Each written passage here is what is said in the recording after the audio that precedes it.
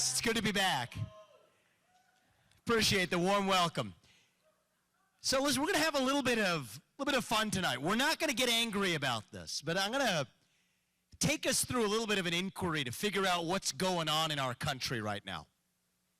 Right, on one hand, we see the rise of these different secular religions. We're here to talk about true faith, but I'm going to go somewhere else first.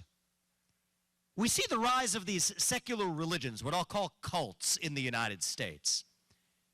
The first of them is a cult of racial wokeism. I wrote a book about this a few years ago. A new cult that says your identity is based on your skin color. That if you're black, you're inherently disadvantaged. That if you're white, you're inherently privileged. No matter your economic background or your upbringing, your race determines who you are and what you can achieve in life.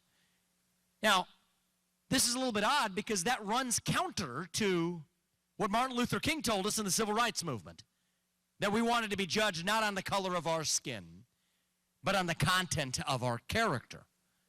You can't believe both of those two things at once, and so it's a little bit of a contradiction, but you can believe them if you're subscribing to a religious cult. So right around the same time we see the rise of this cult of racial wokeism, we see the rise of a different belief system. This one's the cult of gender ideology in the United States. This one has so many letters, LGBTQIA, they just put a little plus at the end just to include the rest of the alphabet. This one has some interesting, and we're not going to be angry about it, because sometimes our anger clouds our judgment. If we want to get to the bottom of what's going on, we have to see it with clarity. This one says the sex of the person you're attracted to is hardwired on the day you're born because it had to be in order for gay rights to be civil rights. But now also says that your own biological sex is totally fluid over the course of your life. Again, you can't believe these two things at once, and then you go even one step further. There is no gay gene. But there are two sex chromosomes. 2X, you're a woman, X and a Y, you're a man, right? So you can't believe these two things at the same time if you're applying principles of reason or logic. But you can if you're subscribing to a secular cult. So then you got racial wokeism, you've got gender ideology. Then at the same time, you see now the rise of this third cult in the United States, the cult of the climate, that says we have to abandon carbon emissions at all cost in the United States, even as we're perfectly fine shifting those same carbon emissions to places like China when they tell us it was supposedly about global warming. And then you see the same people who are opposed to carbon emissions in the United States are also the ones who are most opposed to nuclear energy, the greatest form of carbon-free energy production known to mankind. These are contradictions. So I could go on all night. We could go one secular cult after another. But that's not my point. My point in raising this is to ask a deeper question. What the heck is going on in our country that we see the rise of these very different secular cults at the same time? Here's the answer. We're in the middle of a national identity crisis right now. Faith, patriotism, hard work, family.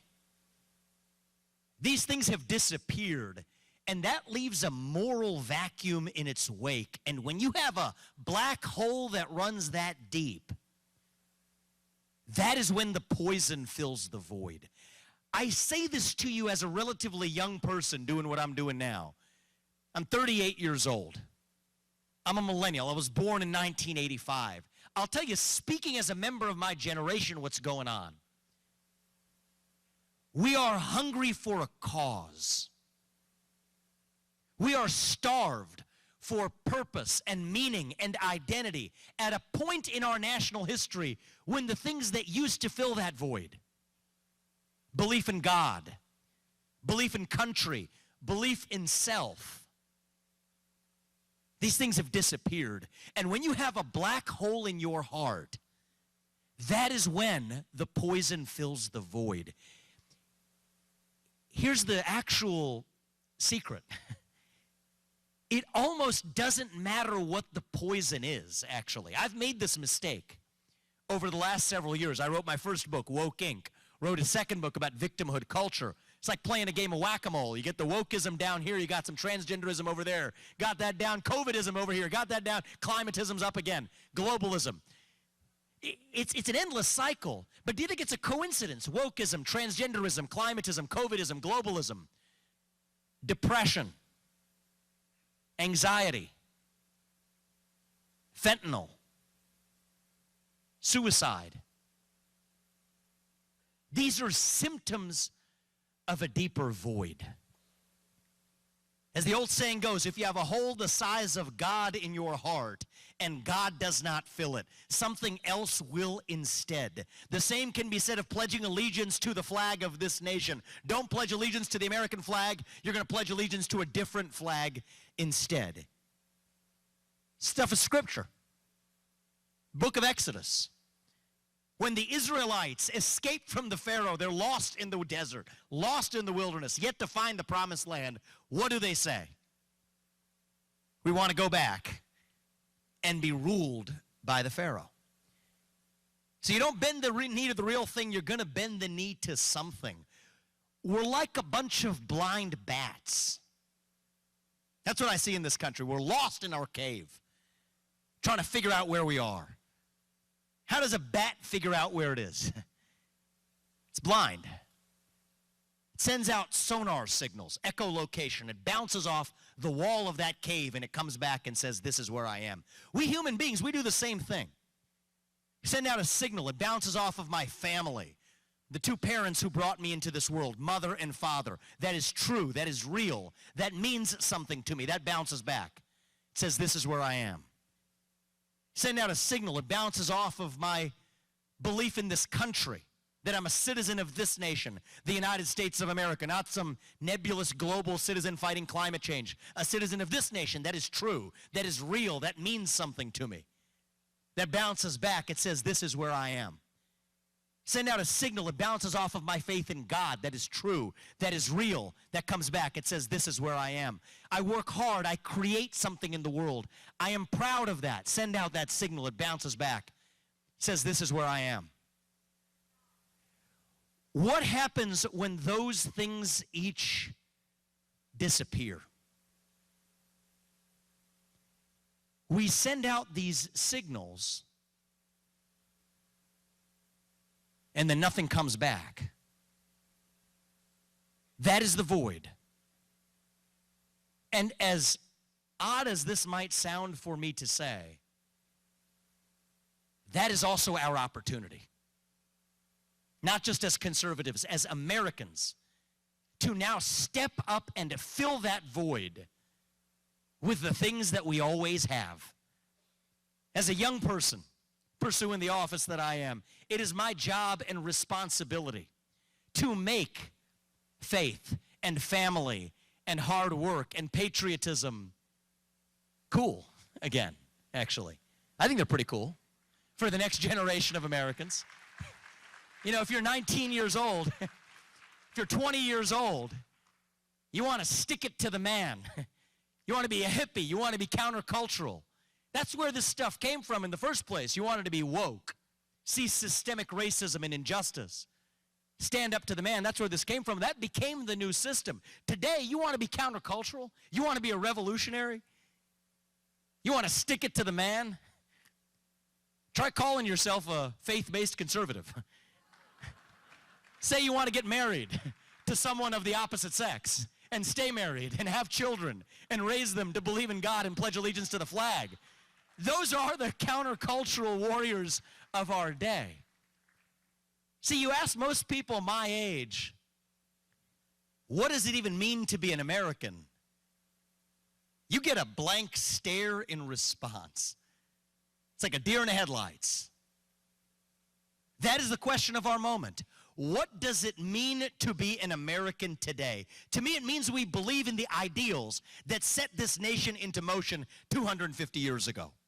Ideals like meritocracy and the pursuit of excellence, that you do get ahead in this country, not on the color of your skin, but on the content of your character and your contributions. That is why we will end group quota systems and affirmative action in every area of American life. It has been a cancer on our national soul, and we are done with it.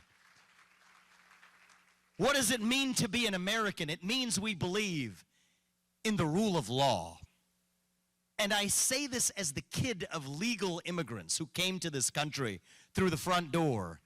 That means, thank you, and we should be open to true contributing legal immigrants like them. But that also means that your first act of entering this country cannot break the law, and that is why we are legally, morally, and ethically justified in using our own military to secure our own southern border and our northern border too.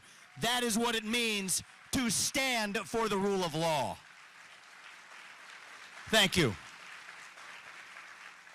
What does it mean to be an American? It means we believe in a radical dream that our founding fathers had 250 years ago.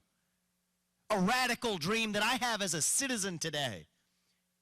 That the people who we elect to run the government ought to be the ones who actually run the government. Not the managerial bureaucracy in the three-letter government agencies in this town. So you know what? If that means that the next U.S. president can't work for you all, the taxpayers, for more than 8 years, which I think is a good thing, then most of those federal bureaucrats reporting into him should not be working for the taxpayer for more than 8 years either. Term limits instead of civil service protections for the bureaucracy. And if there are toxic, corrupted government agencies that are unreformable, that they should no longer exist, from the FBI to the IRS to the ATF to the CDC to the Nuclear Regulatory Commission to the U.S. Department of Education, we will get in there and shut them down. That is how you revive the integrity of a constitutional republic. You see, these aren't black ideas or white ideas. These aren't even Democrat ideas or Republican ideas, not really. These are fundamentally American ideals that we fought a revolution to secure. And I'll tell you, there are other good people. I view them as colleagues more than competitors in a race like the one that I'm running in now. But these are good people who believe that the way we're going to unite this country is through compromise. By showing up in the middle, holding hands, sing Kumbaya, and move the nation forward. That's not how we reunite this country. The way we will reunite this country is by being uncompromising about the ideals that unite all of us as Americans. And let's be very clear with ourselves. Those are radical ideals. That idea that you get to speak your mind, and you do, and you do, and you do too, as long as I get to in return. That is an extreme idea.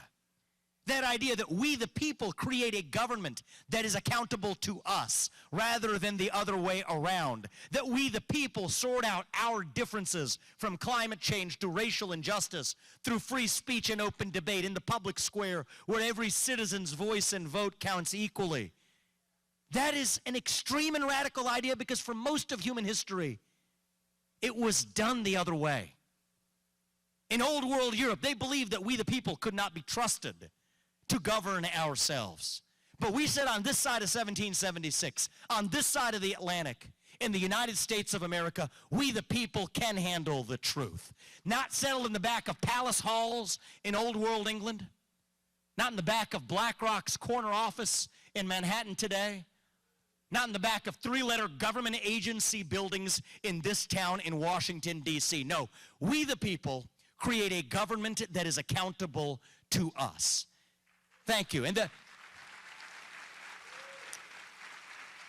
the thing that happened in my generation, last 10, 20, 30 years in this country, see, my 20s weren't that long ago. I still remember.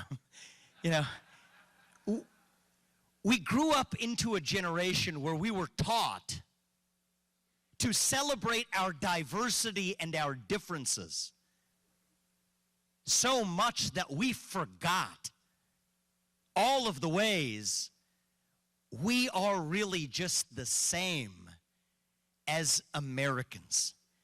Our diversity is not our strength. Our strength is what unites us across that diversity, that set of ideals, that glue that holds us together. Without that, think about it. We're really just a different looking group of two-legged higher mammals walking some geographic space with a bunch of different shades of melanin, doing what our iPhones told us to do on a given day. That's not a country. That's not America.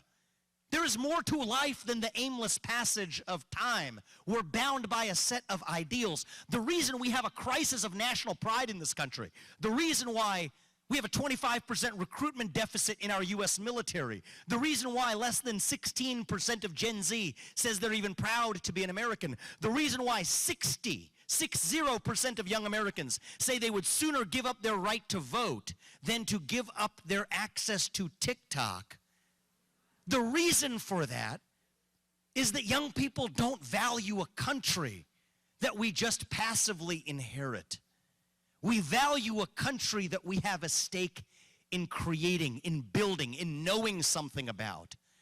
That's why I believe that every high school senior who graduates from 12th grade should have to pass the same civics test that every immigrant has to pass in order to become a voting citizen of this country. You got to have skin in the game to play in that game. The only way we're going to get there, though, is all of us, not just me, not just the other speakers, all of us, starting to speak openly about the truth again in this country. You want to know how well we're doing as a nation? I'll tell you. The best metric for the health of our country, it's not the number of ballots that get cast every November. That's just the final act at the end of the process. It's not the number of green pieces of paper in our bank accounts. I'm not saying that's not important. It is, but it's not the most important thing. The best litmus test for America's civic health is the percentage of people who feel free to say what they actually think in public. Right now, we are doing poorly because fear has spread like an epidemic across this country. Fear of losing your jobs. Fear of your kids getting a bad grade in school. Fear of ending up as a hate group on the Southern Poverty Law Center's list if you're a religious group in this country. That culture of fear has spread like an epidemic. But let me tell you something. Courage can be contagious too. It just requires more of us to actually show what courage demands. What is courage? Yes, it means you have convictions, but it also means that you are willing to take a risk, make a personal sacrifice to act on those convictions. So I have one ask of everybody in this room today. Today we're in a room of like-minded people. Like-minded patriots. That's why we're here. But when we go back out into that world, to that country, when you are the only person in a room who believes what you do, maybe it's a parent-teacher conference, maybe it's a board meeting, maybe it's at the dinner table with your kids or with your parents. When you are the only person in a room who believes what you do, you have an obligation now more than ever to stand up and say it. Say it with conviction. Say it without apology. Say it with respect. But part of respect is respecting your neighbor enough to tell them the truth. If you care about somebody, you tell them the truth. If you care about yourself, you tell them what they want to hear. And if you care about thy neighbor, then you will tell them the truth. That is what this movement is really all about. Standing up for the truth. Speaking the truth, not just when it is easy, but when it is hard. Say in public what we will say in private at the dinner table. God is real. There are two genders. Fossil fuels are a requirement for human prosperity. Reverse racism is racism. An open border is not a border. Parents determine the education of their children. The nuclear family is the greatest form of governance known to mankind. Capitalism is the best system to lift us up from poverty. There are 3 branches of government, not 4, and the U.S. Constitution is the strongest and greatest guarantor of freedom in human history. That is the truth. We fight for the truth. We stand up for the truth. That is what won us the American Revolution. That is what I believe will win us the upcoming revolution of 2024. And I will tell you one more thing about this, okay?